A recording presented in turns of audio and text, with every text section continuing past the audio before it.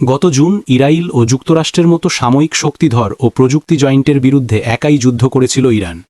শুধু তাই নয়, সেই 9 দিনের যুদ্ধে আধুনিক অস্ত্রশস্ত্র ও প্রযুক্তি নির্ভর এই দুই পরাশক্তিকে দর্শকের সম্মুখে এইভাবে নাস্তানাবুদ করে দেয়া পুরো বিশ্বকে রীতিমতো হতবাক করে দিয়েছে।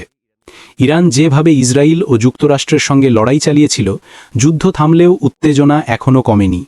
ইরানের পরামর্শকে কেন্দ্র করে এখনও একের পর এক হুমকি আসছে ইসরায়েল ও যুক্তরাষ্ট্রের পক্ষ থেকে। এই পরিস্থিতিতে ইরানের ভূখণ্ডে আবারও হামলা চালানোর সংখ্যাও দেখা দিয়েছে। ইসরায়েল ও যুক্তরাষ্ট্র পাল্টা হুঁশিয়ারি দিয়ে রেখেছে ইরানকে। ইরানের Islamic revolutionary guard corps IRGC commander brigadier general Hossein বলেন, ইরানের 12 দিনের যুদ্ধে তারা অনেক অস্ত্র ব্যবহার করেনি। তার মতে ওই যুদ্ধে ইরান শুধু ইসরায়েলকে নয়, যুক্তরাষ্ট্রকেও মোকাবিলা করেছে, যা আসলে পুরো মিত্রজোটকে পরাজিত করার সমান। তিনি বলেন, যুক্তরাষ্ট্র ইরানের সামর্থ্যে ক্ষুব্ধ আর ইসরায়েলি শাসন ব্যবস্থা এখন পতনের দ্বারপ্রান্তে দাঁড়িয়ে আছে এবং বাঁচার জন্য মরিয়া চেষ্টা চালাচ্ছে।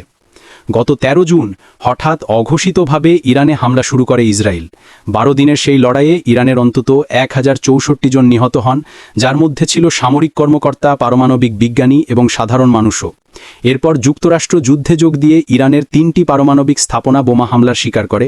এর প্রতিশোধ হিসেবে ইরান ইসরায়েলে একাধিক ক্ষেপণাস্ত্র ও ড্রোন হামলা চালায়। IRGC 12 দিনে 22 দফা হামলা চালিয়েছে। এসব আক্রমণে ইসরায়েলের গুরুত্বপূর্ণ সামরিক, গোয়েন্দা ও প্রযুক্তি অবকাঠামো মারাত্মকভাবে ক্ষতিগ্রস্ত হয়।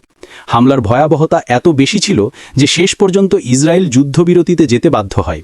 ইরান বারবার জানিয়েছে, তাদের ভূখণ্ডে আবারও হামলা হলে তারা ভয়াবহ জবাব দেবে। গত কয়েক দশকে ইরান নিজস্ব প্রযুক্তিতে উন্নত মানের নানা ধরনের ক্ষেপণাস্ত্র তৈরি করেছে। ওই যুদ্ধে ইসরায়েল ও আমেরিকার বিরুদ্ধে ইরানে তৈরি এসব অস্ত্র ব্যবহার করা হয়। 12 দিনে তারা 500-এর বেশি ব্যালিস্টিক রকেট ও হাই স্পেসিফিক মিসাইল ছোড়ে। এর মধ্যে ছিল অত্যন্ত নিখুঁত লক্ষ্যভেদী উচ্চগতির খাইবার, মধ্যরেঞ্জের হাজ কাশেম এবং প্রথমবার ব্যবহৃত 2000 কিলোমিটার পাল্লার IPS সোয়াইন সার্জিল মিসাইল। এসব হামলায় ইসরায়েলের সাবসিস্টেমগুলো মারাত্মকভাবে ক্ষতিগ্রস্ত হয়। বিশ্লেষকরা বলছেন, ইরান এখনও তার অনেক অস্ত্র ব্যবহার করেনি। ভবিষ্যতে আবারও যুদ্ধ হলে ইরান সেগুলো ব্যবহার করবে বলে ধারণা করা হচ্ছে।